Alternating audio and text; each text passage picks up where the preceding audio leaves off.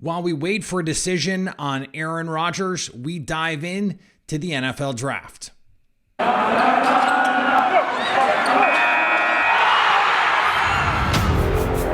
You are Locked On Packers, your daily Green Bay Packers podcast. Part of the Locked On Podcast Network, your team every day.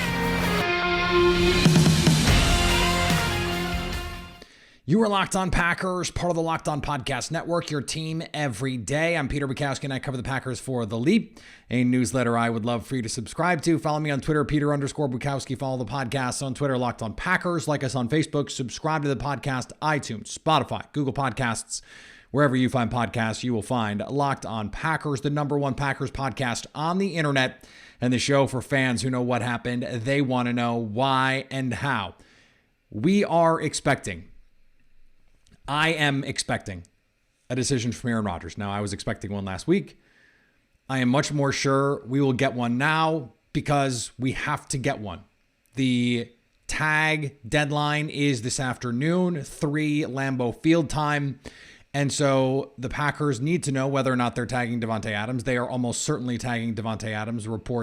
Multiple reports are now that the Packers are not close to an extension with Davante Adams, but that he is open to one, that he would like one. Now, whether or not that is tied to Rodgers, we don't know for sure. So I'm expecting that later today, I am going to have to have an emergency podcast, and we will talk about whatever decision Aaron Rodgers was made, what he says on the Pat McAfee show, maybe, allegedly, if he does local radio, maybe he does it, maybe he doesn't, and we go from there. So this is going to be a short episode, talk some drafts. We haven't really talked a lot about the combine. I figure we have plenty of time to talk about the NFL draft over the coming weeks and months. I will be part of the draft coverage for the Locked On Podcast Network, so keep an eye out for those announcements when I'm able to make them. So our friends over at Locked On NFL Draft, Ryan Tracy and Eric Crocker, had a mock draft Monday. We missed mock draft Monday because we were talking about Aaron Rodgers. We didn't get to have Aaron Rodgers Tuesday, although we will inevitably have another Aaron Rodgers Tuesday here. But what Croc and Ryan put together had the Packers taking Treylon Burks, who did not have a superlative weekend. We talked a little bit about what happened with him and the slowish 40 time, whatever. By the way, still a really good speed score. It sounds like there's new turf in Indy, and so everyone ran really fast. In fact, it was the fastest receiver time ever, the fastest offensive tackle time ever, running back time ever. I mean, basically every position had the fastest time ever at the combine this week. It's a little fishy, and it is probably the new turf. So that means if you didn't run fast, it's the problem. And Treylon Burks also ran a slow 3-cone. Now, that was after all the drills. It's late at night. I assume he's going to run a much faster 3-cone at his pro day. Still, it wasn't great. I want to talk about the receivers, because this is, regardless of what happens, Davante Adams is getting tagged.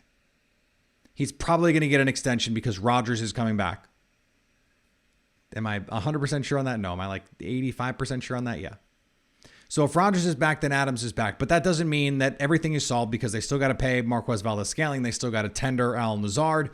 And they got nothing of any positive value out of Amari Rodgers last year. Are they trying to bring the band back with Randall Cobb? Then maybe, if you're the Packers, you feel like you can't allocate a lot more resources. They're probably not going to be able to afford Marquez Valdes-Scantling, or they're going to choose not to afford him because his market is just going to get out of whack with what his value is to Green Bay. I think he could be much more valuable to someone else than he is to Green Bay. I think he could take on a bigger role, assuming he can stay healthy. The thing about Treylon Burks is the Packers have a type at receiver, and Burks is not it. He is big, strong, and relatively fast. And you see him on tape. He's got speed. He doesn't get caught on tape. So that's why it's weird. And maybe the flying 20, which is we don't have to get into it, but the measure of his basically his speed at dead sprint when he gets up to speed is probably pretty good. I haven't seen any, unofficial or official timings on that. Maybe we'll get something at his pro day, but the Packers have a clear type. You got to be tall enough. They viewed Aaron Rodgers as a different kind of player. Brian Gutekunst said as much when he was drafted. He's a jet, a gadget, a slot, and maybe not even just a slot, but a jet. Now they feel like he can do more than that, but they bended the rules a little bit for him. Plus, he's short, but stout. He's basically built like a running back. And so I think they just looked at it and said, okay, he can help in these sort of ways. And so he's not really a receiver. We're not worried about him doing the things that we would normally ask a receiver to do only. So let's handle it that way. I think that's reasonable. What they want is they want you to be almost or at least 6 feet tall. You got to be dang close, not just 5'11", 5'11 and 3/4. You got to be 6 feet. They bent the rules for Randall Cobb. You got to be 190 or something close to it. 188, 189 might be possible, but you better not be 5'11", 188. You got to run 4.5 or better, 4.56 or better. Jordy Nelson and Devontae Adams right up against the top of that. And they like the 3-cone. They've always liked the 3-cone. And Brian Gutekunst, by the way, if you think that I'm just making this stuff up, I don't know exactly what their numbers are. This is based on research and historical data. This has been written about a ton. This is not one of those like Reddit conspiracy theories. To the point that Brian Gutekunst has been asked about it. And he's just like, yeah, we have models. We have, these, they're not thresholds. I call them thresholds, but they're more like guidelines.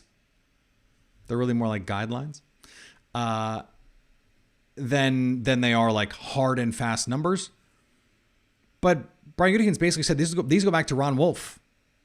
I mean, these are tried and true. And if you go back the last 15 years, the Packers haven't drafted a lot of receivers, but when they have, they've hit on them. Think Greg Jennings, James Jones, Jordy Nelson, Randall Cobb, Devontae Adams, even on day 3 to find someone like Marquez Valdes-Scantling.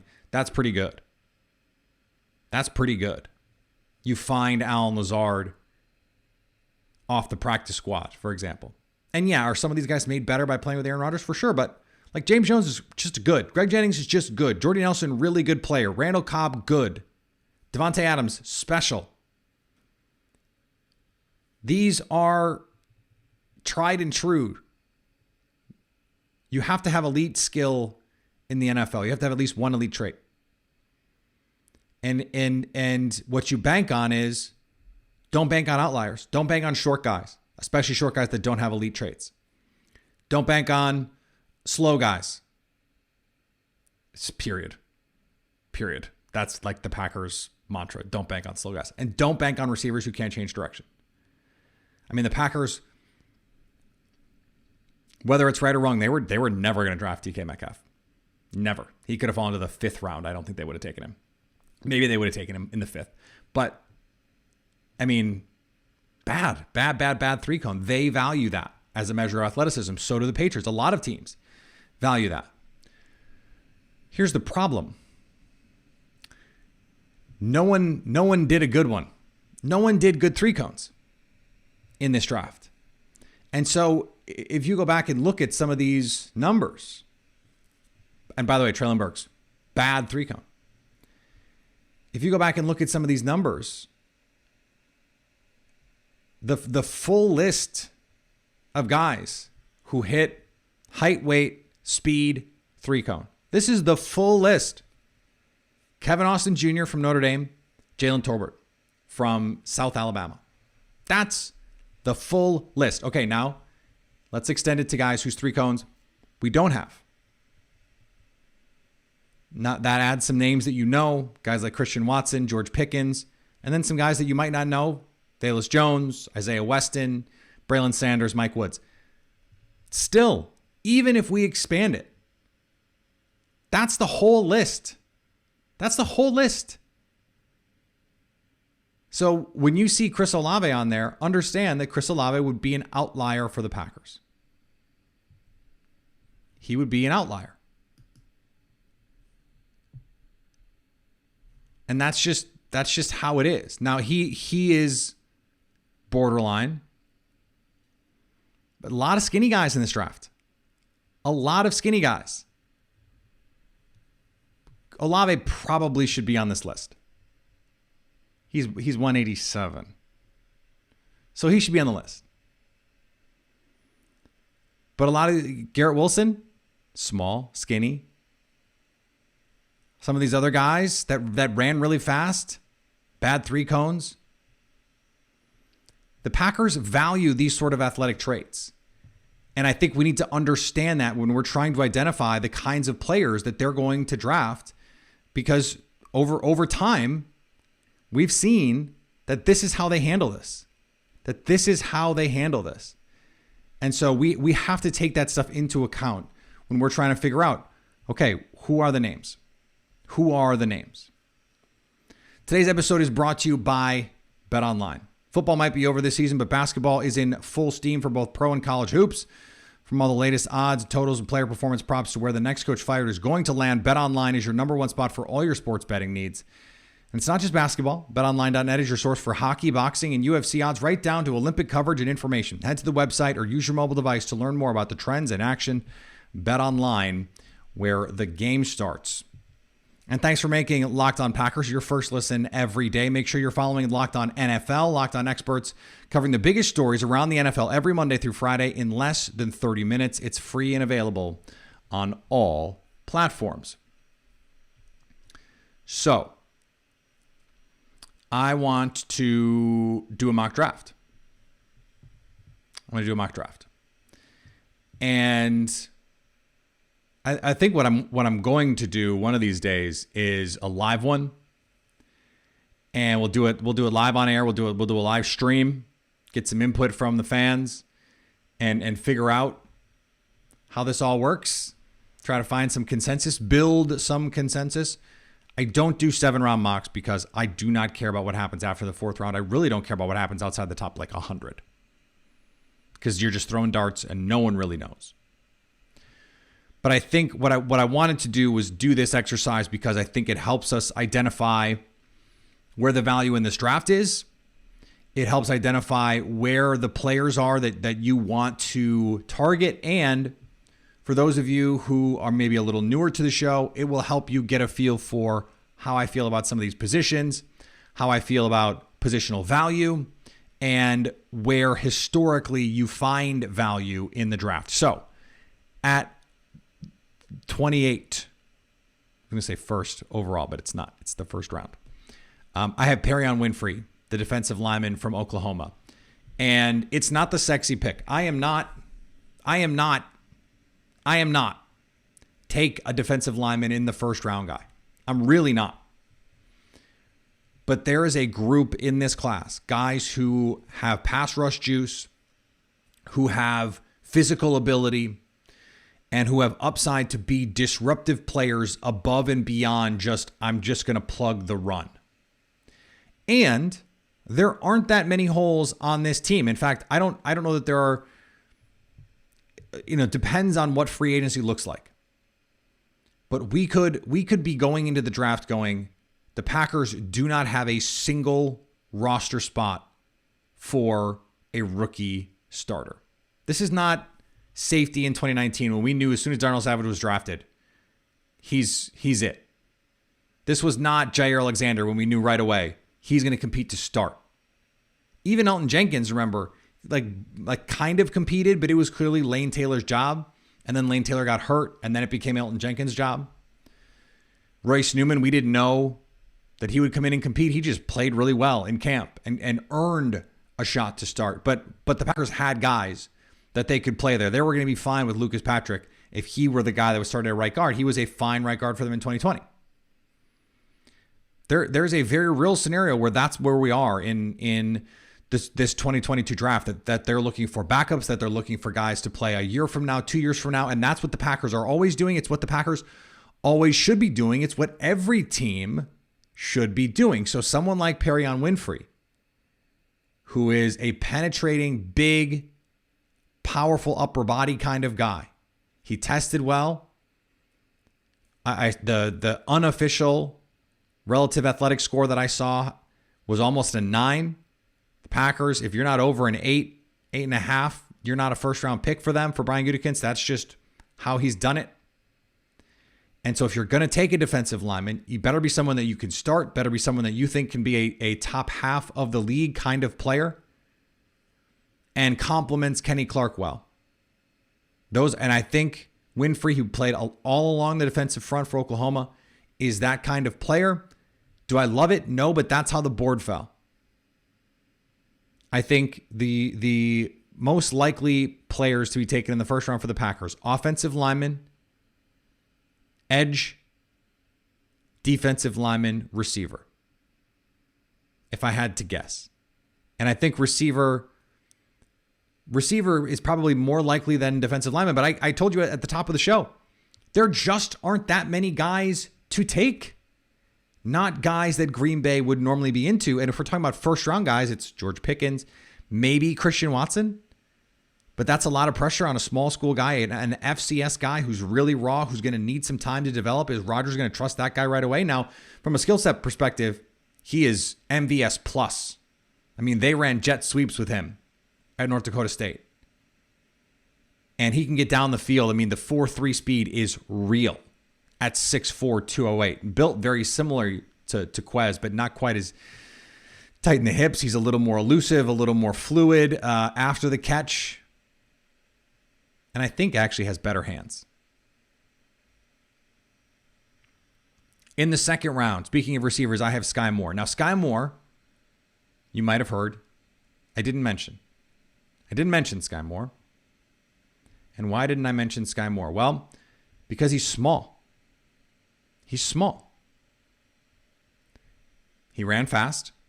He is really good before the catch, after the catch. He's a terrific, terrific player. Slot. So if you can't keep Randall Cobb, or if you want an heir apparent to Randall Cobb, and you think Amari Rodgers is a different type of player, you can have both on your team. I think Sky Moore can play outside a little bit. Sky Moore is good. He's good. And that's where the value is at receiver. Day 2. You can get really good players in the first round for sure, but the Packers have found value on day 2 with receiver time after time after time. And I think this would be a home run. I think he's ready to come in and give you snaps right away. Third round, Darian Beavers from Cincinnati. Big linebacker. In this case, I'm thinking they re-signed Devondre Campbell. According to ESPN, that's their number one priority, is to re-sign Devondre Campbell after this Rodgers stuff gets worked out. So I think he would be a terrific complement to Campbell, someone who could come in and push Chris Barnes for playing time. And this is critical, special teams. The Packers are going to draft with their regular team in mind for sure. But don't be surprised if they seem to take a little bit more emphasis on special teams. And I think, you take a linebacker a little bit higher than you might otherwise. That's an opportunity to get better there. In the fourth round, we'll pick 130. I have Isaiah Thomas, the edge from Oklahoma, not the basketball player and not the basketball player. Another guy who tested well, big. The Packers have traditionally liked big edges. I don't know if that's going to continue given Mike Smith no longer being there. That was a Mike Patton thing. But he's a big guy, 265 plus, ran 4.7, had some decent explosive numbers. I believe in RAS over 8. So he checks the boxes for you. And then at 139, I mentioned Velus Jones Jr. If you're getting him in the fourth round, and he's probably just going to play special teams and be a flyer for you, maybe he can be a kick returner, a Jeff Janis type for you. I mean, this guy's going to be 25. But he can fly. So Gunner, special teams, kick return, kick cover. Again, returner potentially, and then just like backup deep threat, scary speed guy. That's a worthy flyer on day three. How does the draft work again? For the Packers. And this is a draft that I think Packer fans, it is unsexy in that, you know, there's one skill player and then it's a bunch of dirty work guys at the top. And then on day 3, you're just trying to find some athletes who can fill some spots. I think Isaiah Thomas could actually be in the rotation for the Packers. We'll see. That they're reportedly in on Uchenna Iwosu. Von Miller, apparently. Doubt it, but maybe. So we'll see how that all shakes out. But this is just one way we could do it. This is one way that we could see the Packers go. They're not gonna. The draft is not gonna look like this. But we're just having fun. We're just checking this out, and I think it was also a good way to sort of capture some of the conversations we were having at the top and bring them back around here as you look at these mock drafts. Make sure you see these players. Okay, are they good athletes? If the answer is no, take them off the board. The Packers do not like to draft non-good athletes. It's just how they work. And by the way, that is the right way to handle it. Today's episode is brought to you by Rock Auto. With the ever-increasing number of makes and models, it's now impossible for your local chain auto parts store to stock all the parts you need. Why endure often pointless or seemingly intimidating questions and wait while the person behind the counter orders the parts on their computer, choosing the only brand their warehouse happens to carry? You have computers with access to rockauto.com at home and in your pocket. Save time and money when using Rock Auto. Why choose to spend 30%, 50%, even 100% more for the same parts from a chain store or car dealership? Rockauto.com is a family business serving do-it-yourselfers for over 20 years.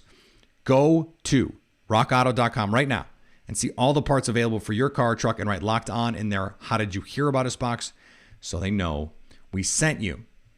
Thanks for making Locked On Packers your first listen every day. Now go make your second listen Locked On NFL Draft. Ryan Tracy and former NFL cornerback Eric Crocker bring you the NFL Draft every day with insight and analysis on college football prospects and NFL front offices. It's free and available wherever you get podcasts. Hey, cool. I'll talk to you in a couple hours, probably. We'll see what happens with Aaron Rodgers. I have talked about getting a guest to try and get this to work out.